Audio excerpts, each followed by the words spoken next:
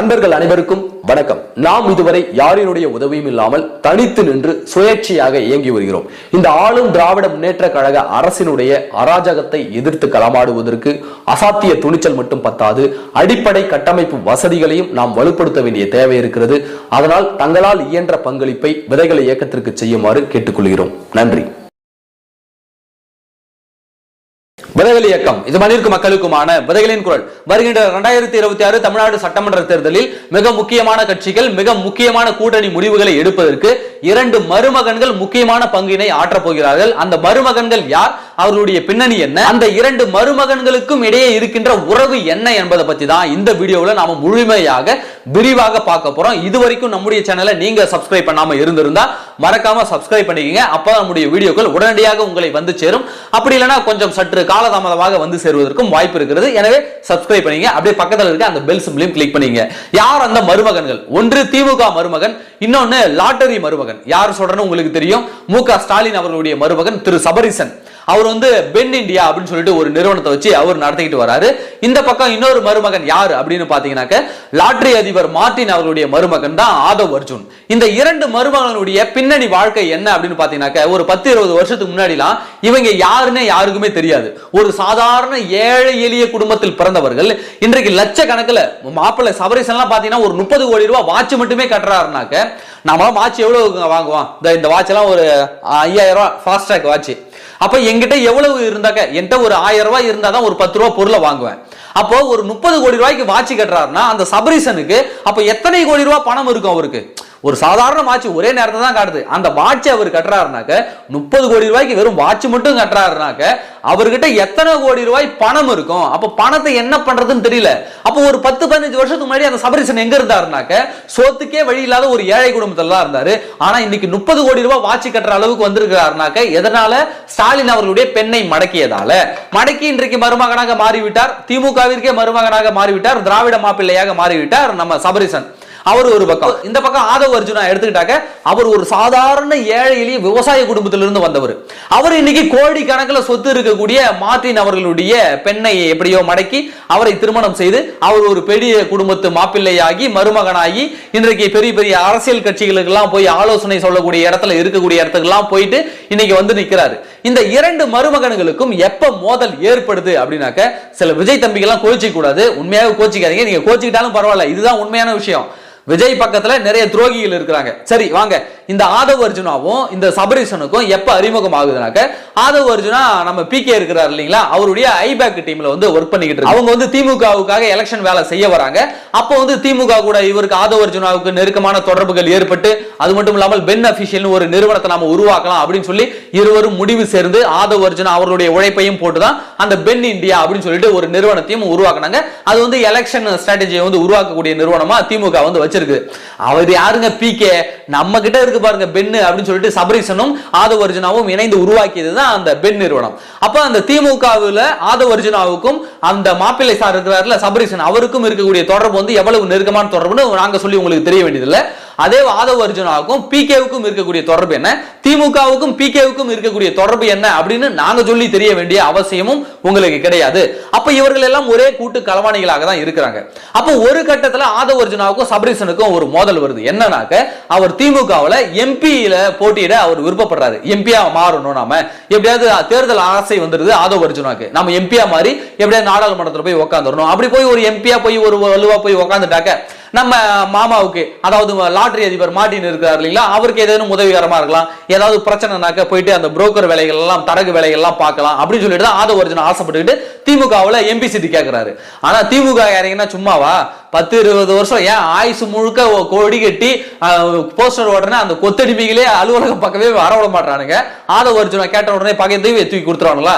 தம்பி பணம் எவ்வளவு நாளும் கேளு, பதவியெல்லாம் கேட்காத அப்படின்னு சொல்லிட்டு அதெல்லாம் கொடுக்க முடியாதுன்னு சொன்ன உடனே தான் ஆதவ் அர்ஜுனா அங்கிருந்து கோச்சிக்கிட்டு உன்னை என்ன பண்றேன் பாரு அப்படின்னு சொல்லிட்டு விசிகாவில் சேர்ந்து விசிகாவின் மூலமாக எப்படியாவது கள்ளக்குறிச்சியில தொகுதியை வாங்கிடலாம், அப்படி ஏதாவது ஒரு பொது தொகுதியை வாங்கிடலாம் அப்படின்னு விசிகா மூலமாக முயற்சி செய்ததால் தான் விடுதலை சிறுத்தைகள் கடைசி வரைக்கும் போன நாடாளுமன்ற தேர்தலில் எப்படியாவது ஒரு பொது தொகுதி தாங்க அப்படின்னு சொல்லிட்டு தொடர்ச்சியா சண்டை போட்டு இருந்தாங்க. என்னென்னமோ பேசி பார்த்தாங்க. ஆனா திமுக தெளிவா சொல்லிடுச்சு, இவங்க ஆதவ் அர்ஜுனாவுக்கு தான் கேட்கறாங்க, நம்ம வேணாம்னு சொன்ன உடனே நமக்கு எதிராக நம்ம கூட்டணியிலே வந்து சேருவதற்கு ஒரு இடத்துல போய் உட்காந்துக்கிட்டு நம்ம கூட்டணியிலே கல்ல விட்டு அடிக்கிற வேலையை பாக்குறாரு அப்படின்னு சொல்லிட்டு திமுக என்ன பண்ணுதுனாக்க அந்த பொது தொகுதியை கொடுக்காம விட்டுடுது.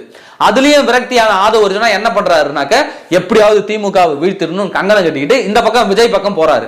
விஜய் பக்கம் இங்க விசிகாவில இருந்து விலகி விஜய் பக்கம் போறாரு.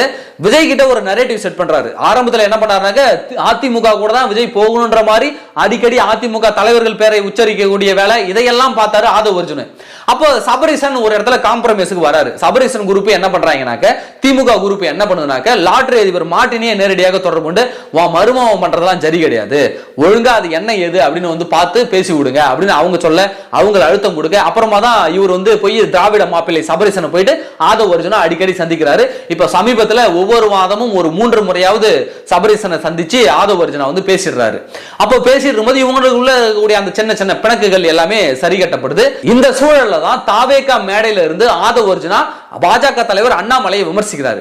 அப்படி அண்ணாமலையை விமர்சிக்கும் பொழுது அந்த மார்ட்டின் அதிபர் குடும்பத்தில இருந்தே, அதாவது மார்ட்டின் இருக்கிற லாட்டரி அதிபர் மார்ட்டின் அவருடைய மகன் ஜோஸ் சார்லஸ் என்றவர் இன்னைக்கு ஆதவ அர்ஜுனை கண்டிச்சிருக்காரு. அதாவது அவருடைய மாமாவை, அதாவது மச்சான கண்டிச்சிருக்கிறாரு. எதற்காக கண்டிச்சிருக்காருனாக்க அண்ணாமலை பத்தி நீ எப்படி பேசுவ, அண்ணாமலையை பத்தி இவர் பேசுனதுக்கு நான் மன்னிப்பு கோர்றேன், அண்ணாமலை பத்தி ஆதவ அர்ஜுனா இப்படி பேசிருக்க கூடாதுன்னு சொல்லிட்டு மாமனை மச்சான் வந்து கண்டிச்சிருக்காரு. இந்த மச்சான் வந்து பாஜக ஆதரவாளர், இவர் மாமா வந்து தாவேக ஆதரவாளர். ஆனா மறைமுகமாக நேரடியாகவோ அவர் வந்து திமுக ஆதரவாளர். அப்ப இவர் வந்து ஆதவ அர்ஜுனா வந்து அண்ணாமலை விமர்சிக்க அண்ணாமலைக்கு முட்டு கொடுக்கும் விதமாக மார்ட்டின் இருக்கிறார்ல, மார்ட்டினுடைய நேரடி மகன், சொந்த மகன், அவர் வந்து தன்னுடைய மச்சான் ஆதவ அர்ஜுனாவை கண்டிக்கிறாரு. அவருக்காக நான் மன்னிப்பு கேட்டுக்கிறேன், என் அப்பனோட பணத்தை இவரு தேவையில்லாத விஷயத்தெல்லாம் செலவு பண்றாரு, வீண் விரயம் பண்றாரு, அதனால நான் தேவைப்பட்ட நீதிமன்றத்துக்கு கூட போவேன் அப்படின்னு நாங்க சொல்லல. ஆதவ அர்ஜுனோட மச்சான், சொந்த மச்சான் சொல்றாரு. அதாவது லாட்டரி அதிபர் மார்ட்டினுடைய சொந்த மகன் சொல்றாரு. அந்த விமர்சனத்தை நேத்து தான் ஒரு ட்விட்டர்ல வச்சிருந்தாரு, எக்ஸ் வலைதளத்துல வச்சிருந்தாரு. அது இப்ப பரபரப்பா எல்லா பக்கத்துலயும் ஷேர் செய்யப்பட்டு வருது. அப்ப அந்த ஆதவ அர்ஜுனாவுக்கும் சபரீசனுக்கும் ஒரு சுமூகமான உறவு வந்துருச்சு. இப்ப இவங்க என்ன நரேட்டிவ் இப்ப செட் பண்ண பாக்குறாங்கன்னா, எப்படியாவது விஜயை தனிமைப்படுத்தணும் அல்லது விஜயை அதிமுக கூட கூட்டணி வைக்க விடாமல் பண்ணணும். இந்த 2 விஷயத்தை எப்படியாவது பண்ணணும்னு சொல்லிட்டு தான் தொடர்ச்சியாக ஆதவ அர்ஜுனா சபரீசன் கூட கை கோர்த்து கொண்டு திமுக, ஆதவ அர்ஜுனா, சபரீசன் இவங்க 3 பேரும் சேர்ந்து வேலை செஞ்சுட்டு இருக்காங்க. ஏன் அப்படின்னாக்க தாவேகா ஒருவேளை அதிமுக பக்கம் போயிடுச்சு அப்படின்னாக்க பல கட்சிகள் அந்த அதிமுக கூட்டணியில வந்து இணைவதற்கான பெரிய வாய்ப்புகள் பல இருக்கிறது. இது திமுகவுக்கு மிகப்பெரிய தலைவலியை குடைச்சல கொடுக்கக்கூடிய வேலையாயிடும். அதனாலதான் இப்ப கூட அந்த சி ஓட்டர் கருத்து கணிப்பு இருக்குல்ல, அந்த சி ஓட்டர் கருத்து கணிப்பு கூட இவங்க செட் பண்ண ஒரு கருத்து கணிப்பு தான். ஆதவ அர்ஜுனா, சபரீசன், பிகே, அப்புறம் வந்து திமுக, இவங்க 4 பேரும் செட் செய்த அந்த விஷயம் தான் அந்த சி ஓட்டர் கருத்து கணிப்பு. அதை கொண்டு போய் விஜய் கிட்ட காட்டி, இங்க பாருங்க, நீங்க தாங்க அடுத்த தமிழக முதலமைச்சர், நீங்க தாங்க தமிழ்நாட்டுடைய எதிர்கட்சி தலைவர், நீங்க தனிச்சு நில்லுங்க, எவங்களோட கூட்டணிக்கு போவாதீங்க. சின்ன பிள்ளைய தமிழ்நாட்டில் போய் கேட்டா கூட வெற்றி பெறுவதற்கு வாய்ப்பு கிடையாது. விஜய் அவர்கள் நல்லா இருக்கணும் தான் நாங்களும் ஆசைப்படுறோம். கட்சி ஆரம்பிச்சு எதிர்கட்சி தலைவராக வந்தா கூட எங்களுக்கு சந்தோஷம் தான். நடிகர் விஜய் மேல ஒன்றும் எங்களுக்கு வன்மம் கிடையாது. தமிழ்நாட்டில் யாருனாலும் கட்சி ஆரம்பிக்கலாம், யாருனாலும் அரசியலுக்கு வரலாம், எவனோ வந்துட்டு இருக்காரு நடிகர் விஜய் அவர்கள். அவர் ஒரு தமிழர், அவர் வந்ததெல்லாம் எங்களுக்கு என்ன பிரச்சனை சொல்லுங்க பார்ப்போம். வந்தா நல்லதான். ஆனா அவர் தவறான இடத்துல போய் சேர்ந்திருக்கிறாரு. அவர்கள் சுத்தி இருப்பவர்கள் தவறான கருத்தை அவர்கிட்ட கொண்டு போய் சேர்க்கிறாங்க. திமுகவிற்கு வேலை செய்யக்கூடியவர்கள் இன்றைக்கு தாவேகா கூட இருக்கிறாங்கன்றதை நாங்க சொல்ல வரோம். இன்றைக்கு பிகே முழுக்க முழுக்க திமுகவுக்காக வேலை செய்யறாரா இல்லையா? பிகேவுக்கும் ஆதவ அர்ஜுனாவுக்கும் இருக்கக்கூடிய தொடர்பு என்னன்னு உங்களுக்கு தெரியும். ஏன்னா தாவேகாவினுடைய அந்த கட்சி கூட்டத்திற்கு பிகேவுக்கு அழைத்து வந்ததே ஆதவ அர்ஜுனா தான். அப்ப ஆதவ அர்ஜுனாவுக்கும் சபரீசனுக்கும் இருக்கக்கூடிய இணைப்பு பிணைப்பு என்னன்னு உங்களுக்கு தெரியும். சபரீசனும் ஆதவ அர்ஜுனாவும் அடிக்கடி 5 ஸ்டார் ஹோட்டல்ல மீட் பண்ற விஷயங்கள் இப்ப தகவல்கள் கசிஞ்சிருக்கு. மாசத்துக்கு குறைஞ்சது ஒரு 3 முறையாவது மீட் பண்ணிடுறாங்க. அப்போ விஜயை சுற்றி இருப்பவர்கள் அத்தனை பேருமே திமுக அனுதாபிகளாகவும் திமுகவினுடைய செயல் திட்டத்தை செயல்படுத்தக்கூடியவர்களாகவும் இருக்கும்போது நடிகர் விஜய் அவர்கள் மிகவும் தெளிவாக கவனமோடு ஒவ்வொரு அரியையும் எடுத்து வைக்கக்கூடிய இடத்துல நடிகர் விஜய் அவர்கள் இருக்கிறாரு. துரோகிகள் விஜயை சூழ்ந்து இருக்கிறார்கள். விஜய் என்ன முடிவு எடுப்பாருன்னு நாம பொறுத்திருந்து பார்ப்போம். ஆனால் அவர்களுக்கு கொடுக்கப்பட்ட செயல் திட்டம் என்ன அப்படின்னாக்க ஆதவ அர்ஜுனா, பிகே, சபரீசன், திமுக இவர்களுடைய 4 பேருடைய செயல் திட்டம் என்ன அப்படின்னாக்க நடிகர் விஜய் அவர்கள் தனிச்சு நின்னாலும் பரவாயில்ல, ஆனா அதிமுக பக்கம் போய்விடக் கூடாது. அதுல அவர்கள் மிக தெளிவாக காய் நகரத்துல கொண்டுட்டு இருக்காங்க. அதனுடைய ஒரு வெளிப்பாடு தான் ஆதவ அர்ஜுனா வந்து நாங்க என்ன 40 சீட்டுக்கு 50 சீட்டுக்காகவா நாங்க கட்சி ஆரம்பிச்சிருக்கோம் அப்படின்னு பேசினதெல்லாம் அதனுடைய வெளிப்பாடு தான். எனவே பொறுத்திருந்து பார்ப்போம் தாவேகா எந்த பக்கம் போகுதுன்னு சொல்லி.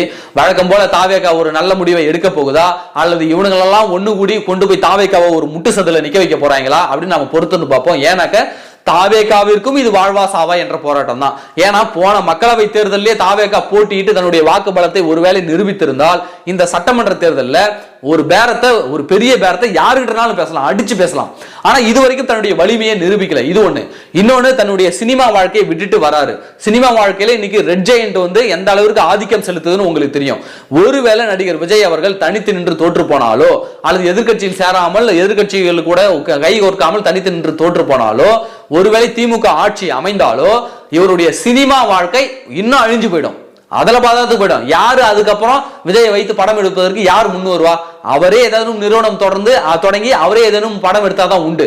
இன்னொன்னு, அரசியல் வாழ்க்கை. மீண்டும் ஒரு முறை திமுக ஆட்சிக்கு வந்தாக்க இப்பவே தாவேகா பசங்க எல்லாம் எங்க பார்த்தாலும் மிரட்ட வேலை நடந்துட்டு இருக்கு. தாவேகா கொடி ஏத்தக்கூடாது, கொடி கட்டக்கூடாது, தாவேகா போஸ்டர் ஓட்டினாங்க கிழிச்சு போடுற வேலையெல்லாம் இந்த திமுக அரசு இப்பயே செஞ்சுட்டு இருக்கு. அப்ப நீங்க அடுத்த முறை நீங்கள் உங்களுடைய பலத்தை நிரூபிக்கல, அடுத்த முறை நீங்க ஆட்சியில் இருப்பவர்களும் கூட நீங்க இல்ல அப்படின்னாக்க தாவேகாவை அரசியல் ரீதியாகவும் அழிச்சிருவானுங்க.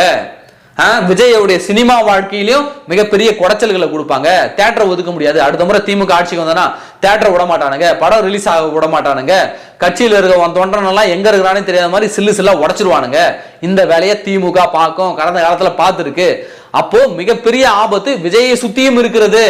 அப்போ இந்த திமுக காரங்களுடைய பேச்சை கேட்டுக்கிட்டு, திமுகவிற்கு வேலை செய்பவர்களுடைய பேச்சை கேட்டுக்கிட்டு நடிகர் விஜய் அவர்கள் ஆடுவார்களே ஆனால், ஒரு தவறான முடிவை எடுப்பார்களே ஆனால், அது தமிழ்நாடு மக்களுக்கு மட்டும் கேடல்ல, முதல்ல விஜய்க்கு ஒரு மாபெரும் கேடாக தான் அது அமையும். எனவேதான் நாம சொல்றோம், இந்த தமிழக அரசியல் காலத்துல மிக முக்கியமான கூட்டணிகளை எடுக்கக்கூடிய இடத்துல இந்த இரண்டு மருமகன்களும் இருக்கிறாங்க. இந்த இரண்டு மருமகன்களும் எந்த வழியா, எந்த புறவாசல் வழியா யாருடைய காலில் விழுந்து இன்றைக்கு இருக்கக்கூடிய ஒரு உச்சநிலையை அடைந்திருப்பாங்க என்பதற்கு நான் சொல்லி தெரிய வேண்டியதல்ல. அவர்கள் வீட்டு பெண்களை மணந்துதான் இந்த இடத்துக்கு வந்திருக்காங்க. அவர்கள் ஒன்றும் அப்படியே கல்லு உடைச்சு செக்கோ இழுத்து என்னோ செங்கல் எடுத்தோ கல்லு மண்ணு சுமந்தோ உழைச்சோ சம்பாதித்த பணத்தை வைத்து இன்றைக்கு அவர்கள் ஆடிக்கொண்டிருக்கவில்லை. லாட்டரியிலிருந்து கொள்ளையடித்த பணத்தை வைத்துக் கொண்டு ஆதவர்ஜுனா ஆடிக்கொண்டிருக்கிறார். மு.க. ஸ்டாலின் அவர்கள் கொள்ளையடித்த பணத்திலிருந்து சபரீசன் ஆடிக்கொண்டிருக்கிறார். இந்த இரண்டு மருமகன்களும் சேர்ந்து தமிழக அரசியலை ஆட்டுவிக்க பார்த்து கொண்டிருக்கிறார்கள் என்பதுதான் கள யதார்த்தம். இதுதான் உண்மையும் கூட.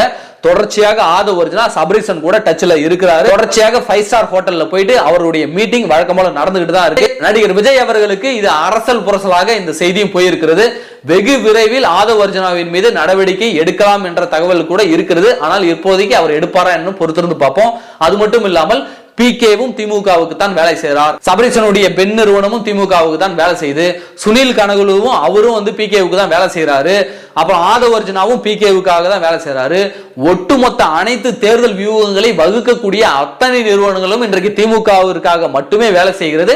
அவர்களுடைய ஒரே குறிக்கோள் தாவேகா அதிமுக பக்கம் போயிடக்கூடாது, தனிச்சு நின்னாலும் பரவாயில்ல அதிமுகவுக்கு போயிடக்கூடாது. இதுதான் அவருடைய செயல் திட்டம். இதை தான் இன்று அவர்கள் நடைமுறைப்படுத்தி கொண்டிருக்கிறார். இதை தாவேகா நண்பர்கள் நீங்க தான் புரிஞ்சுக்கணும். இன்னைக்கு நீங்க திட்டலாம், நாளைக்கு இந்த சம்பவங்கள்லாம் ஒவ்வொன்றாக வெளியில வரும்பொழுது நான் சொன்னது சரியா இல்லையான்னு அது உங்களுக்கே தெரிஞ்சிடும். பொறுத்திருந்து பார்ப்போம். நன்றி.